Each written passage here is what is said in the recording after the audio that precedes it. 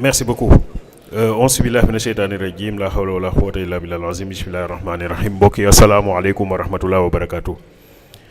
Après avoir salué tout le monde, je voudrais très rapidement aller dans le vif du sujet et qui consiste à parler de notre responsabilité. En réalité, nous avons une responsabilité par rapport à la perpétuation de l'enseignement de Cheikh Ahmadou Bamba. Regardons le monde aujourd'hui tel qu'il est configuré. Je crois qu'on a parlé tout de suite de la Palestine. Mais il y a des problèmes partout dans le monde. Il y a des problèmes à Gaza, il y a des problèmes en Somalie, il y a des problèmes au Mali, il y a des problèmes au Burkina Faso, il y a des problèmes en Ukraine. En fait, notre monde aujourd'hui est un monde qui est traversé par beaucoup de guerres, par beaucoup de conflits. Mais parce que précisément quelqu'un qui s'appelle Samuel Huntington avait écrit depuis les années 1989 le choc des civilisations. Et dans le choc des civilisations, Samuel Huntington insistait sur le fait que aujourd'hui, les relations entre les cultures, entre les civilisations se font sous le mode du choc. Autrement dit, chaque société a tendance à se replier sur elle-même et à considérer que ce sont ses propres valeurs qui sont les meilleures. À partir de ce moment-là, il se produit une sorte de malentendu, une sorte de conflit inévitable dans les relations entre les familles d'acteurs, dans les relations entre les sociétés. Parce que chacun considère que ce qu'il a est meilleur que ce que son prochain a. Donc, conflit qui traverse le monde. Les cultures ne sont pas les mêmes. Nous avons des cultures qui sont différentes. Je donne un exemple. Chez les Indiens Kwakultes, le vol est considéré comme une bonne chose. Chez les Indiens Kwakultes, un homme qui n'a pas volé ne peut pas avoir de femme. Par contre, chez les Indiens Zuni, donc les Zuni sont des Indiens comme les Kwakultes, ils considèrent que le vol est une mauvaise chose. Donc ça montre que ce qui est accepté quelque part ne l'est pas forcément ailleurs. Donc nous sommes dans un monde où il est absolument difficile de construire une universalité. Même si Marshall McLuhan, dans les années 1990, considérait que le monde se présente sous la forme d'un village planétaire, mais il ajoutait tout de suite que dans ce village, il y a des sociétés au centre et des sociétés à la périphérie. Samir Amin parle du centre et de la périphérie. Il y a des sociétés qui sont au centre, qui ont tendance à imposer leurs valeurs aux autres sociétés. Donc, conflit dans le monde, conflit, malentendus, guerre, des tiraillements qui traversent le monde. Et nous avons, à partir de ce moment-là, une sorte de classification entre les entités qui sont riches et les entités qui sont pauvres, les personnes qui sont riches et les personnes qui sont pauvres, des inégalités, des incompréhensions, des misères, et toutes les formes de crise sont en train de traverser notre univers. Et la dernière crise en date, qui est une crise forte qui a marqué l'univers, c'est la crise de la Covid-19, qui a profondément marqué notre monde.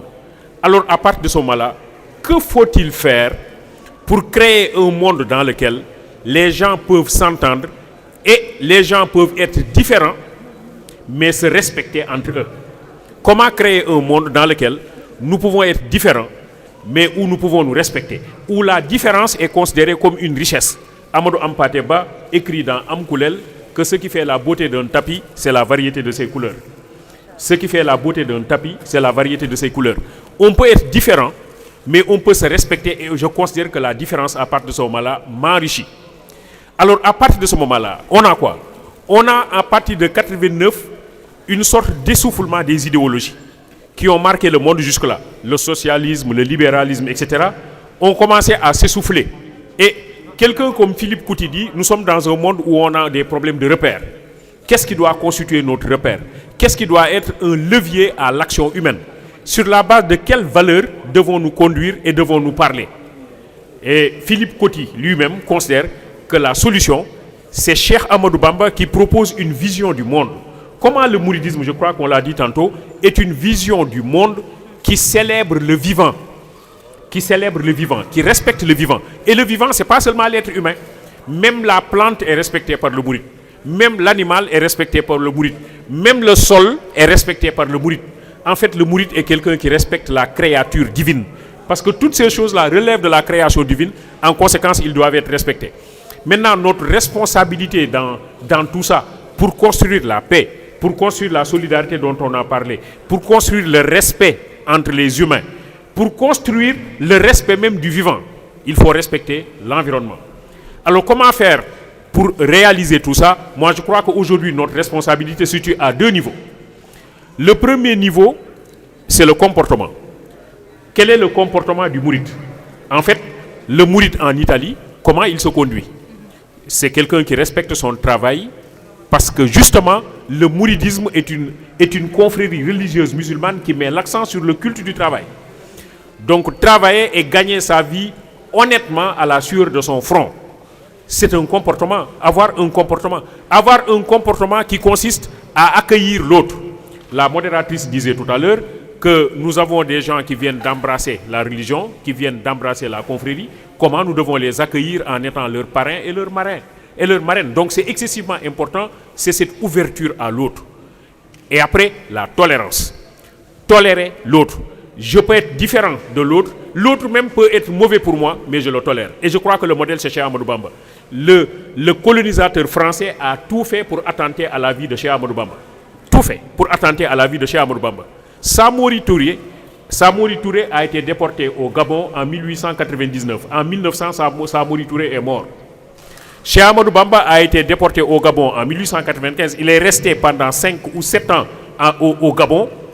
Et les gens, quand il a quitté Montagne 5 pour aller à Ouir-Ouir, et quand il a été Ouir-Ouir pour se rendre plus loin, les gens croyaient qu'il était mort parce que cette mer-là est absolument difficile à traverser.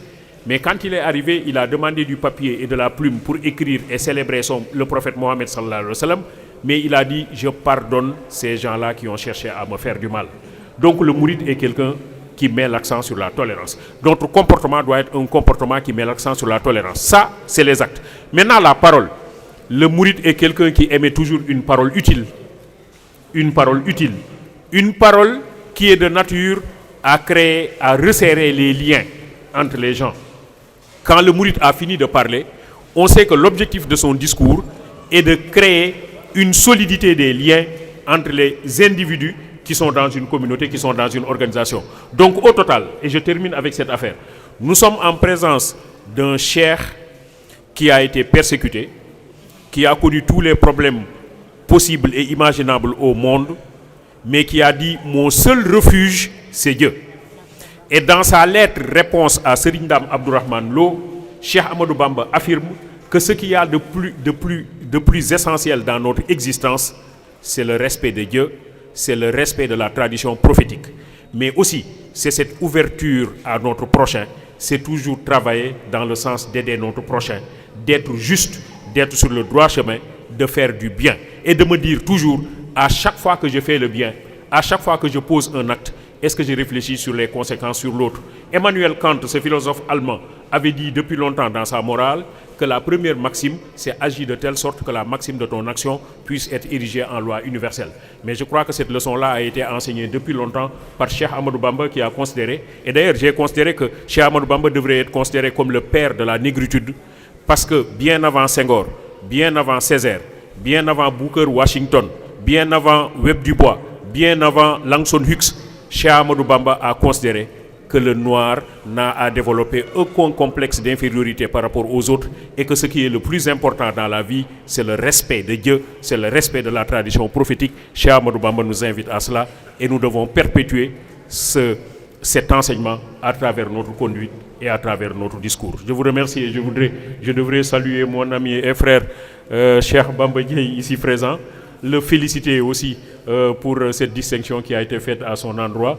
Il le mérite largement, Cheikh Bamba, pour tous ceux qui le connaissent. Et je voudrais aussi féliciter le Daïra Ansar d'Italie pour ce travail important qui est en train d'être fait. Et c'est justement la réponse au problème qui nous est posé. C'est quel comportement nous devons avoir pour perpétuer l'enseignement. Voilà le comportement qu'ils sont en train d'avoir en Italie. C'est-à-dire que nous sommes en Italie, nous sommes en Argentine, nous sommes en Allemagne, nous sommes etc. Mais nous sommes des humains et nous sommes des mourides. Et à travers notre comportement, nous devons montrer aux autres qu'il y a un modèle à suivre. Je vous remercie de votre attention.